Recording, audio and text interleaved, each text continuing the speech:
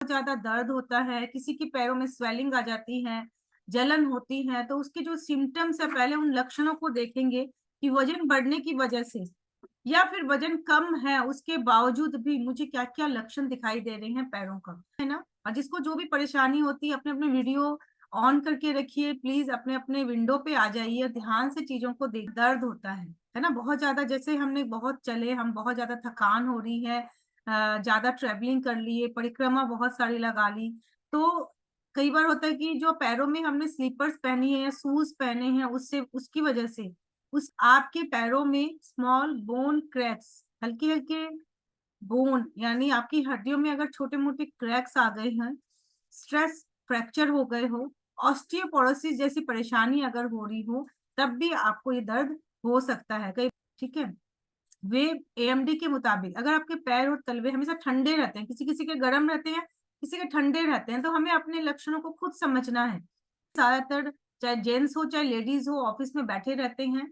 अधिक कोई स्मोकिंग कर रहा हो, ब्लड प्रेशर की समस्या हो, हार्ट डिजीज से जूझ रहे हो, बॉडी में खून की कमी यानी एनीमिया हो, तब भी आपके पैर ठंडे रहेंगे। तो किसी का डार्क ब्राउन है, किसी का लाइट ब्राउन है, किसी का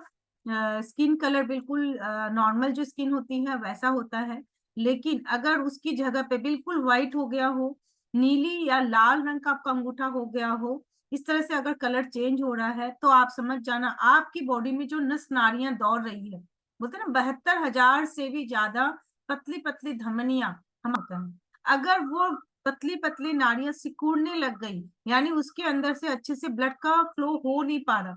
जिसकी वजह से वेरिकोस वेन्स की भी प्रॉब्लम होती है, भी प्रॉब्लम हो सकती है, तो गठिया की एकदम करंट जैसा लगता है, होता है ना, कईयों के सुनने में आता है।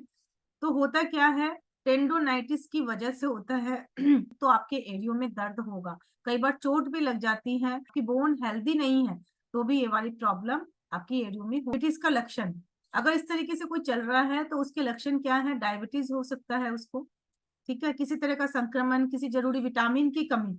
आप यहाँ आते हो ना, रोगों के रिजल्ट सुनते हो, फैट लॉस हुआ, अच्छे से न्यूट्रिशन बॉडी के अंदर गया, तो पता चला कि हमारी ये प्रॉब्लम थी, जैसे मुझे बाद में पड़ती थी वो धीरे धीरे सही हो गई।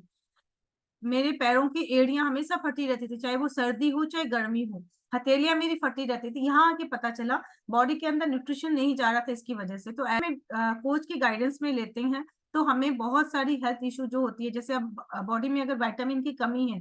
नर्व डैमेज हो रहे हैं, तो भी कई बार पैरों में ये लक्षण आपको दिखाई देंगे। और नाखूनों का गोल उठा रहना, कई बार क्या होता है, जो पैरों के नाखून होते हैं ना, वो बिल्कुल फ्लैट सामने की तरफ जाना चाहिए, वो नहीं जाकर सामने की तरफ उठी हुई, यानी है लीवर की प्रॉब्लम हो सकती है, डाइजेस्टिव डिसऑर्डर यानी डाइजेस्टिव सिस्टम उसका सही नहीं है,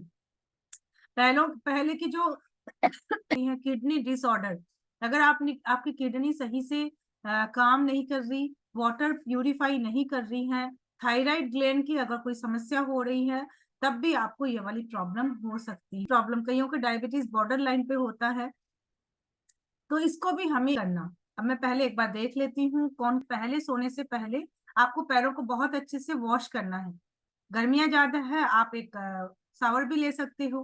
क्योंकि अगर हम पूरे दिन में गर्मियों में 2 बार नहाते हैं तो स्ट्रेस तो वैसे ही दूर हो जाता है। बाहर से आते हो थकान महसूस करोगे, कभी हस्बैंड आ रहे हैं तो वाइफ के ऊपर चिल्ला चिल्ली शुरू करेंगे, और वाइफ बिल्कुल थकी हुई है, वॉक करके आई है, मेरे कोच ने बोला है वॉक करना है, मुझे ऐसे करना है, मैं ज्यादा खाना नहीं खा रही हूँ, मैं अच्छे से, हस्बैंड के आने से पहले ही शावर ले लीजिए, तो आप लोगों की थकान दूर हो जाएगी, फ्रेश महसूस करोगे। और उसके बाद पैरों को अच्छे से पोंछ कर